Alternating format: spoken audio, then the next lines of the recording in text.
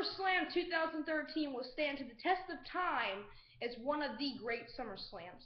Now, this SummerSlam was action-packed and phenomenal. You had so many shocking moments and so many great matches on here that really this is the pay-per-view of the year. This outbeat WrestleMania and Royal Rumble combined. This was just a total package. I mean, you had really good matches, and it was well worth my $55 to $60 that I put into this pay-per-view, and it really captured my attention going forward into, you know, WWE storylines, how they develop and how they grow in the coming weeks, and you know, it was just, you know, amazing.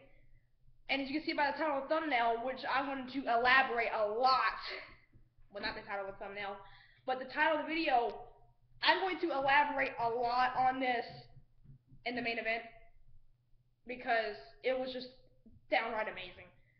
I mean, I was shocked. I had a feeling it was going to happen at the beginning of the match, but afterwards, I didn't think it was going to happen. And when it finally happened, I was like, you know, you screwed it to Bryan, but this was an awesome moment.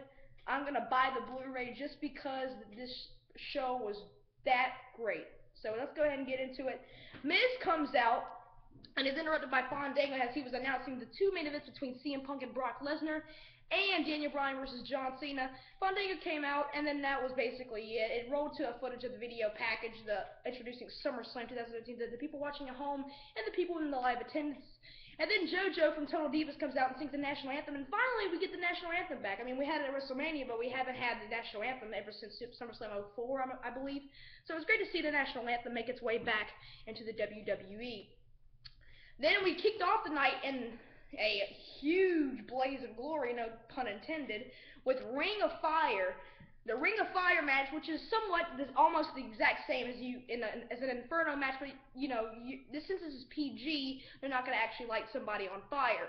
It was Kane versus Bray Wyatt. Now this match, it was basically a huge brawling match. It was basically devoted to the Bray Wyatt and his debut of the ring. I mean, the announcers really sold well that Bray Wyatt, he has a unique style. I mean, you know, the creepy, you know, the weird promos that he cuts on Raw and SmackDown, you know, they were really elaborating on that, as well as, you know, his feud with Kane, and as well as, you know, the Wyatt family in general, how they like to assault the competitors that Bray Wyatt, you know, attacks like R-Truth, tons of funk and all this other stuff.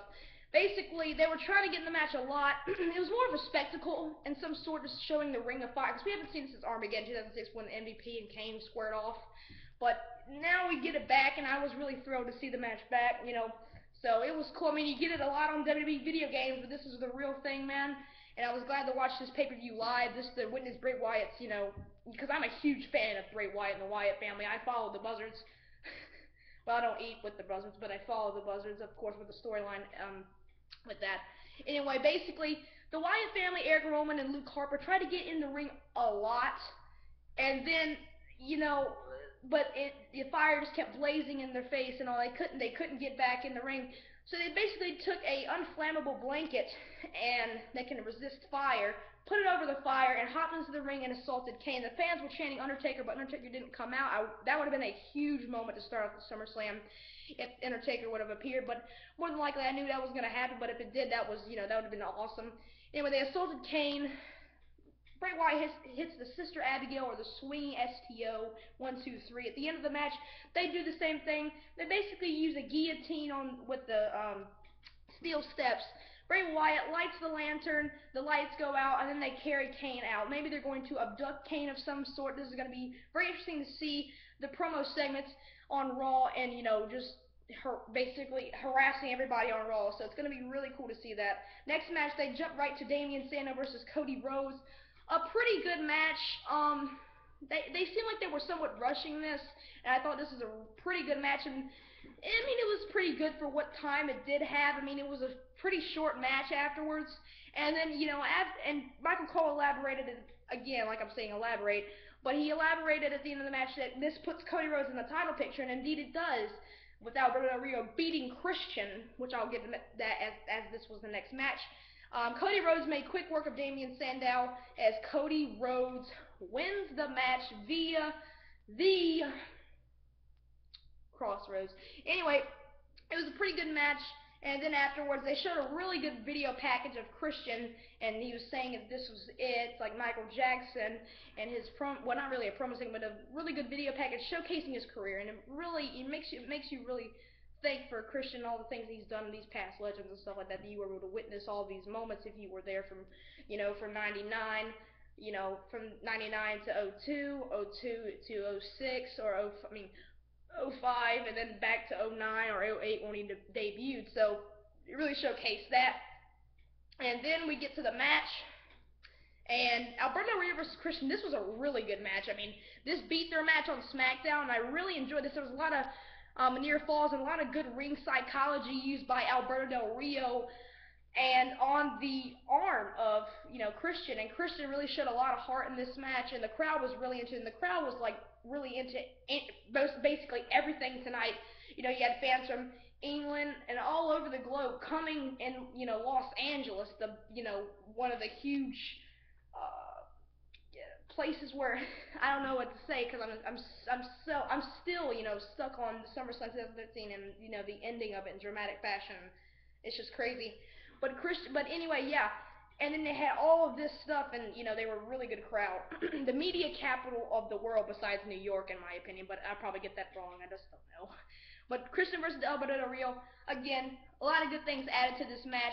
The crowd was chanting, "This was awesome," and indeed it was.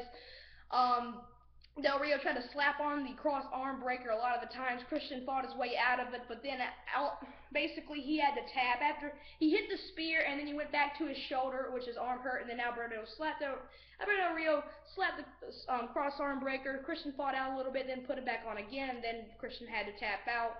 Another really good match. And then afterwards we get Natalya versus Brie Bella. Now this is the bathroom break segment of SummerSlam. But these girls did pretty good in this match. I mean, I think it was better. It was more than average Divas match that you see, and I think that it should have been stepped up due to it is SummerSlam, the second biggest pay-per-view according to Triple H, HHH, Hunter Hearst Helmsley, or Paul Levesque, Natalya versus Brie Bella. But again, yeah, it was above average Divas match, and Natalya picks up the win. Earlier on the SummerSlam exit, it was Marina Menounos and Natalya. They defeated Eva Marie and Brie Bella, but then went to the singles match again. Anyway, no DQ match, the best match on the card, in my opinion. Now, you can argue with Cena and Bryan and Punk and Lesnar, but Punk and Lesnar was just a tiny bit better than than Daniel Bryan and John Cena. I mean, you can argue, but this match was just outstanding. The spots that these guys did. CM Punk took a lot of punishment to Brock Lesnar. It started off great. You could see Brock Lesnar's power being showcased, that he was the force, that he was the beast, that he was a beast incarnate that Paul Heyman had constructed. And I thought that was just outstanding to see Brock Lesnar show his, strength to CM Punk, a guy that's like, under 250 pounds. With Brock Lesnar just tossing this guy around, giving CM Punk a lot of punishment to his, lower back and, his ribs and all that kind of stuff. He took the announcer's cover where it says SummerSlam where it covers the monitors, and he smashed it when he jumped on it. I thought, oh my God, that had to hurt. And then, there's a lot of things, but it was basically devoted for CM Punk being the underdog and making you believe him that he's trying to beat Brock Lesnar, which he had incredible spots with the GTS, slapped on the Kimura with that, countered the F5 into a DDT. There's so many great things from this, this match in general, and just this SummerSlam. And then, Paul Heyman is also devoted to having Paul Heyman, CM Punk trying to get rid of Paul Heyman, trying to assault Paul Heyman, which he did. He basically punched him in the face, and then that basically made a distraction. And let's make sure my computer doesn't freeze here. And anyway, it was basically that. And then Brock Lesnar went with the F5 after about, I think it was 2 F5s that got rid of CM Punk, which made him really look strong. And the video package before here, the video package before here that really showcased CM Punk and Paul Heyman's relationship, basically a lot of the snippets of, Best in the World documentary of CM Punk. But yeah, great match, just tremendous. Dolph Ziggler and Kaitlyn versus Big E Langston and AJ Lee. You know, I gotta say, it'd be hard to follow Punk and Lesnar, so I had to give these guys props. I mean, this was possibly the worst match on the show. I'm not saying this match was bad, but this was the worst match compared to, the Ring of Fire match, Sandow and Rhodes, Del Rio and Christian, Natalya and Brie. I mean, I give that a little, a pass since it's a Divas match, basically. But this is the second worst match on the show, I guess. But, it was okay. Ziggler and Kaitlyn pick up the win. And then main event time, Cena versus Daniel Bryan. A lot of good chain and technical wrestling, which I love to see, because you don't see that often anymore in today's pro wrestling business. Daniel Bryan versus John Cena. We heard this going on, that Daniel Bryan was not the corporate champion that everybody wanted to see. And, John Cena really, I thought he looked like a huge heel. Like he was just like tossing Daniel Bryan around after the technical wrestling had taken place. I mean, he like did a suplex on the steps. Not on the steps, when they were both standing on the steps, he did a suplex on the outside. He, he thrown Daniel Bryan off the ring apron all the way on the announcer table, which was, pretty cool. And then afterwards, they just went on and on. The submission holds, countering all this and countering all that with, different finishers and stuff.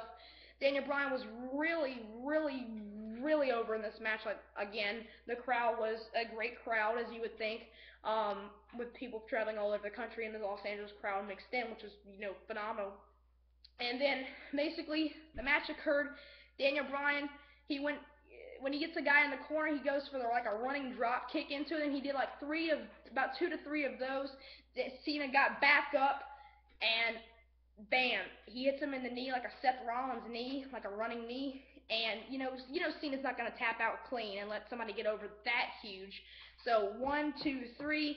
Daniel Bryan was the champion. I didn't think that was gonna end that way, but it was enough time to proceed the ending, which led to how great this segment was, and it added to the match so much. Triple H looked like he was so happy for Daniel Bryan, and he held the title up for him. Daniel Bryan is the new champion. It looks like Cena is gonna like just destroy him and assault him at the end of the match. But he said, "Good job." Cena leaves the ring. He's out, and then the confetti falls and the fireworks and everything that you thought Daniel Bryan was on. I was so happy for Daniel Bryan. And then I hear voices. And anyway, and Randy Orton's music hits. He comes down to the ring, halfway at the ramp. He holds up the briefcase, and then he turns around, and then after Daniel Bryan does another yes chant for about 3 to 5 seconds. Randy Orton looks at him again.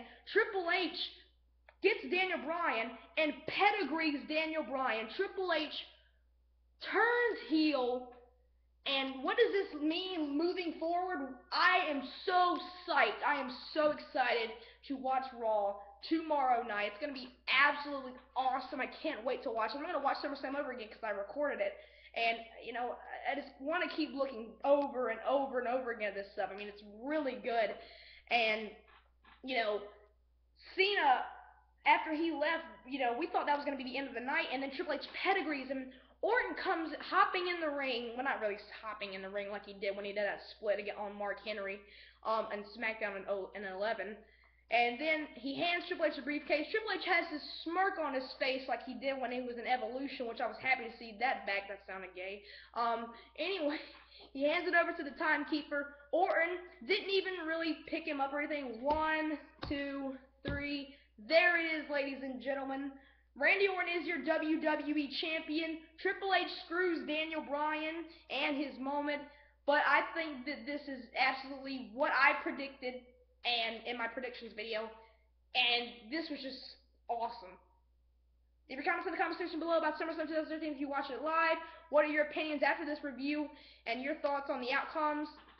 And Rob Van Dam and Dean Ambrose, another good match. Just want to add that to the pre-show. A pretty good match. Dean Ambrose won by DQ after Roman Reigns speared him. But basically, the pre-show, but it's okay. SummerSlam was still awesome. You guys are awesome. Thank you for subscribing. If you're new here to my subscribing channel, or channel that, whatever. Anyway, peace out, guys. Cover going for 6.